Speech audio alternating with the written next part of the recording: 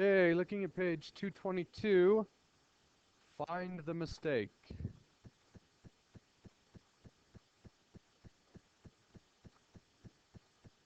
So is x equals y squared a one-to-one function?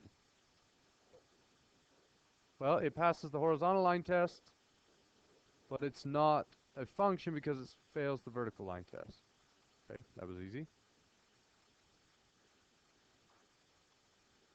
A linear one-to-one function's graph below. Draw its inverse. Solution. Note that the points 3, 3 and 0, -4 lie on the graph of the function. By symmetry, the points -3, -3 and 0, 4 lie on the graph of the inverse. What did they do wrong? They negated instead of just switching the x's and y's. So a proper inverse would be a reflection across that line, so it would look like that. All right. 79. So given y equals x to the second, find the inverse. So square root, or switch, and square root, and we end up with the inverse is the square root of x. And we check to see, plug them in, yes. When I compose the two functions, I get the identity, and when I compose them in the other order, I also get the identity. Therefore, the inverse of f of x is, the inverse of f of x equals x squared is the square root of x. So what's wrong?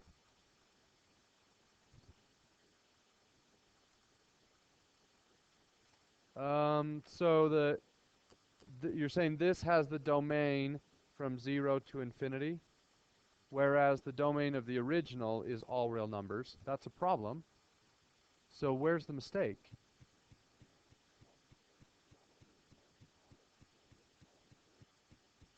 I don't think that's going to make any difference. Oh, you forgot the major rule of x squareds. We should get a plus or minus. So when you square root, this would be plus or minus. So it would be x equals plus or minus the square root of y, and that is not a function. So the square root of y would look like this, and the negative square, well, it's going to be y equals plus or minus the square root of x. And the negative version would look like that, and that's not a function. So if you restricted the original domain from 0 to infinity, that would restrict the range from 0 to infinity, and then it would be invertible. But as written, this function is not one-to-one. Okay. Number 80.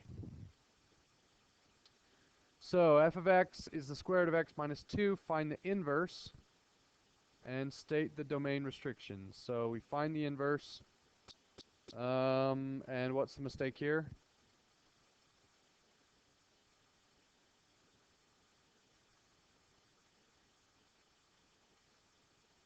Did you find a mistake on this one? So does the original have a domain restriction? What numbers can you not plug in there? Anything less than 2. So the domain of the original would be from 2 inclusive to infinity.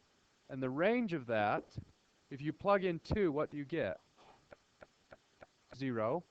So from 0, and if I plug in larger numbers, what happens? You get things bigger than 0. So that's the domain in the range of the original f of x function. So the f inverse function, the domain should be from 0 to infinity, and the range should be from 2 to infinity, because we're just going to swap these. So the inverse of f of x, where that is the square root of x minus 2, is x squared plus 2. Is that true? Yes, but the domain restriction on this should be from 0 to infinity because that's the range of the original. So the mistake is labeling the domain. You should start with 0 and not with 2. All right, next page.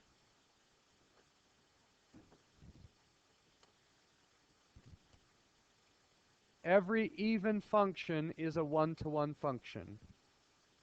What does it mean to be an even function? So some x squareds and some x to the fourths. So an even function is symmetric about the y-axis. So is that a one-to-one function? No. In fact, so the answer is false. How could we change this statement so it was true? No even function is a one-to-one function. Because every single one of them will fail the horizontal line test. The other thing about even functions is f of negative x is equal to the original f of x. So if you plug in negative 2 into an even function, you'll get the same answer you get when you plug in positive 2. Graphically, what does an odd function look like? It also has symmetry, but it's a really strange kind of symmetry. It's symmetric about the origin. So if you take any point on a graph and draw a line straight to the origin and continue that line the same distance, that's where the new point would land. And algebraically, if you plug in negative x, it's the same thing as changing the y value. So if you plug in 2 and you plug in negative 2, you'll get the same answer, but one will be positive and one will be negative. That's how you define an even function or an odd function. So every odd function is a one-to-one function. So here's an example of an odd function. Is it one-to-one? Is every odd function going to be one-to-one? Can you think of one that's symmetric about the origin, but it's not one-to-one? If you had an x to the third graph that looked more like that, it's still even, or sorry, it's still odd. It's symmetric about the origin, but it's certainly not one-to-one. It is not possible that f is equal to its inverse. True or false? Right. So this is kind of a basic idea of math in general. So if I had the number 4, what is 4's additive inverse? Negative 4. And when I combine any element with its inverse, I get this special number, which is called the identity. And the identity has the property that if you use the identity, nothing happens. So 4 plus 0 is 4. So inverse and identity are tied together. If you combine anything with its inverse, you get the identity.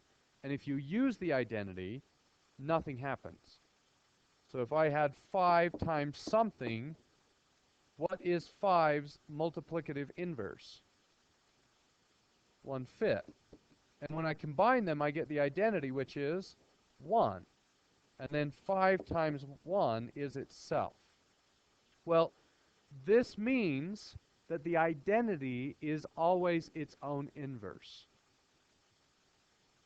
So 0 plus its inverse should equal the identity 0. So what number satisfies that? 0. So the multiplicative identity is 1. 1 times what equals the identity? 1, which means 0 and 0 are inverses, and 1 are inverses. So the only way to satisfy this is to be the identity, and the function identity is y equals x. And it's really easy to show.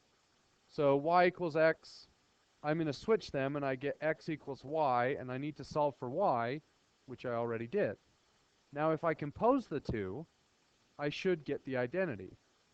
So f of f inverse I'm going to take x, and I'm going to plug it in for x, and I'm left with y equals x. So this is false. It only happens once, and that is when you have the identity. And if you go on to math, higher math classes, you're going to take some set theory and some analysis classes where you look at that. We're actually going to go into some of that in our Rubik's Cube Math Club in a couple weeks. So if you want to come to that, learn more about set theory. The sad thing is some of you would really like it, but you'll never see it in a high school class. It's really abstract and there aren't numbers. It's just kind of, it's the rules of how math functions. So if you want to come, we meet every Tuesday, right after school. All right, 84. A function f has an inverse. If the function lies in quadrant 2, then its inverse lies in quadrant 4. So we have some function that has an inverse, which means we know two things about the function from that first sentence. What does this tell us about f?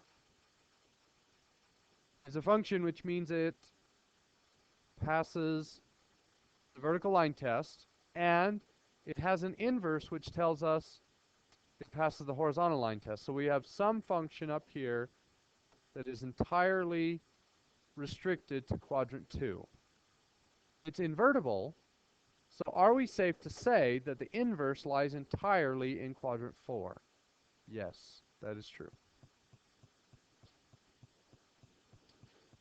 All right, 85.